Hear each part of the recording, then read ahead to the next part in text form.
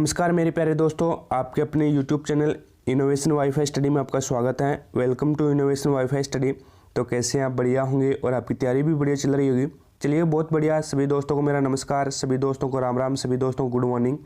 तो जैसा कि आपको पता है भी हमने 500 क्वेश्चनों की टेस्ट सीरीज चला रखी थी और उसमें हमारी 5 क्लासें हो चुकी थी। प्रत्येक क्लास में हम 50 क्वेश्चंस कर रहे थे, ठीक है ना।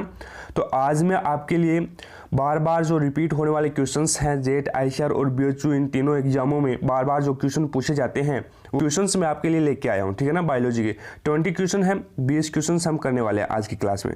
ओके, तो चलिएगा स्टार्ट करते हैं। स्टार्ट करने से पहले आपसे रिक्वेस्ट रहेगी, अगर आपने अभी तक क्लास को लाइक नहीं किया है तो क्लास को लाइक कर दीजिएगा और चैनल को सब्सक्राइब नहीं किया है या चैनल पे नए हैं तो चैनल को सब्सक्राइब कर लेना, पास में लगे बेल आइकन को प्रेस कर लेना, ताकि जैसे ही जेट, आईसीआर या बीएचयू की जो भी क्लासें डालें उसका नोटिफिकेशन सबसे पहले आपके पास पहुंच जाए और आप तुरंत उसका लाभ उठा सको। क्लास को शेयर नहीं किया दोस्तों तो क्लास को शेयर कर देना अपने फेसबुक ग्रुप और व्हाट्सएप ग्रुप पर, ठीक है ना, सभी दोस्तों के पास, ताकि सभी दोस्तों को इस क्लास का लाभ मिल सके। चलिएगा दोस्तों, आज की क्लास का पहला क्वेश्चन देखिए दोस्तों। कोशिका विभाजन की किस अवस्था में केंद्र के आकार में वृद्धि हो जाती है? थ्योरेटिकल क्लास में मैंने सेल डिवीजन करवा दिया है, ठीक है ना। तो देखिएगा, कोशिका विभाजन की किस अवस्था में केंद्र के आकार में वृद्धि होती है? तो इंटरफेज अवस्था यहाँ पे आपका राइट आंसर हो जाएगा।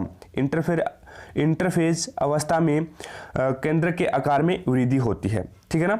ये कोशिका विभाजन की एक अवस्था है, इंटरफेज अवस्था। चलिएगा, दूसरा क्वेश्चन देखिए दोस्तों। कोशिका विभाजन का निर्णय लिया जाता है, कोशिका विभाजन का निर्णय कौन सी अवस्था में लिया जाता है ये आपको बताना है। तो G1 अवस्था है, उस अवस्था में कोशिका विभाजन का निर्णय लिया जाता है, यानी कोशिका विभाजन होगा या नहीं होगा, इस प्रकार से कोशिका अपने विभाजन के बारे में निर्णय लेती है G1 अवस्था में। ओके, चलिएगा, थर्ड नंबर क्वेश्चन देखिएगा आज की क्लास का। किस अवस्था में जाने के बाद कोशिका विभाजन रोकना मुश्किल हो जाता है? G1 अवस्था होती है वो निर्णय लेने की अवस्था होती है, वहाँ पे डिसीजन लिया जाता है। लेकिन जैसे ही वह S अवस्था में चली जाती है तो उसके बाद में कोशिका डिवीजन रोकना, कोशिका विभाजन रोकना मुश्किल हो जाता है, यानी उसके बाद में तो श्योर है भी कोशिका विभाजन होगा ही S अवस्था में चले जाने के बाद में, ठीक है ना। सी ऑप्शन है यहाँ पे आपका राइट आंसर हो जाएगा। 4 नंबर क्वेश्चन देखिएगा। विभाजन की प्रोफेज फर्स्ट में 8 बाइवेलेंट है तो एनाफेज सेकंड प्रारंभ में गुणसूत्र होंगे। विभाजन की प्रोफेज फर्स्ट अवस्था है, उसमें 8 बाइवेलेंट है तो एनाफेज सेकंड प्रारंभ में गुणसूत्र होंगे। तो यहाँ पे आपका जो राइट आंसर होगा दोस्तों वो हो जाएगा 16, यानी सी ऑप्शन आपका यहाँ पे राइट आंसर हो जाएगा, ठीक है ना। चलिएगा, 5 नंबर क्वेश्चन देखिएगा। कोशिका चक्कर का क्रम क्या रहता है? कोशिका चक्कर का जो क्रम रहता है वो क्या रहता है? तो यहाँ पे आपका राइट आंसर होगा, पहले G1 अवस्था आएगी, उसके बाद में S प्रावस्था आएगी, उसके बाद में G2 अवस्था आएगी और उसके बाद में M फेज अवस्था आएगी, ठीक है ना। तो सी ऑप्शन आपका यहाँ पे राइट आंसर रहेगा। ओके, चलिएगा, 6 नंबर क्वेश्चन देखिएगा। कोशिका विभाजन को प्रेरित करने वाला हार्मोन कौन सा है? कोशिका विभाजन को प्रेरित करने वाला हार्मोन कौन सा है? तो साइटोकाइनिन हार्मोन है, वो कोशिका विभाजन को प्रेरित करने वाला हार्मोन है। यानी कोशिका विभाजन में जो मदद करने वाला जो हार्मोन है वो कौन सा है? साइटोकाइनिन हार्मोन है। ए ऑप्शन आपका यहाँ पे राइट आंसर होगा। 7 नंबर क्वेश्चन देखिएगा। गार्ड कोशिका में के पॉजिटिव आयन क्या प्रभाव डालेगा? गार्ड कोशिका में के पॉजिटिव आयन क्या प्रभाव डालेगा? तो यह जल विभव को घटा देगा। बी ऑप्शन यहाँ पे आपका राइट आंसर होगा, ठीक है ना, यह जल विभव को घटा देगा। 8 नंबर क्वेश्चन देखिएगा। बिंदु स्त्राव क्रिया होगी जब पादप को रखेंगे। बिंदु स्त्राव क्रिया कब होगी? जब हम पादप को नमी युक्त वातावरण में रखेंगे, यानी सी ऑप्शन आपका यहाँ पे राइट आंसर होगा। नमी युक्त वातावरण में रखेंगे तब बिंदु स्त्राव की क्रिया होगी, ठीक है। 9 नंबर क्वेश्चन देखिएगा। श्वसन है एक, श्वसन क्या है एक बताना है। अपचयी ऊष्माक्षेपी होता है। श्वसन है अपचयी ऊष्माक्षेपी, ठीक है ना। ए ऑप्शन आपका यहाँ पे राइट आंसर रहेगा। 10 नंबर क्वेश्चन देखिएगा। दहन व श्वसन में अंतर किस तथ्य से किया जाता है? किस तथ्य के आधार पर हम दहन व श्वसन में अंतर कर सकते हैं? तो यहाँ पे आपका राइट आंसर रहेगा दोस्तों, विभिन्न पद से भी कर सकते हैं, कोशिकीय व अकोशिकीय से भी हम दहन व श्वसन में अंतर कर सकते हैं, एंजाइम नियमन के आधार पे भी हम कर सकते हैं, यानी उपयोग से भी आपका यहाँ पे राइट आंसर रहेगा। ओके, चलिएगा 11 नंबर क्वेश्चन देखिएगा। मुख्यतः शोषणधार पदार्थ कौन सा है? मुख्यतः शोषणधार पदार्थ कौन सा है? तो ग्लूकोज है वो एक शोषणधार पदार्थ है। ए ऑप्शन आपका यहाँ पे राइट आंसर रहेगा।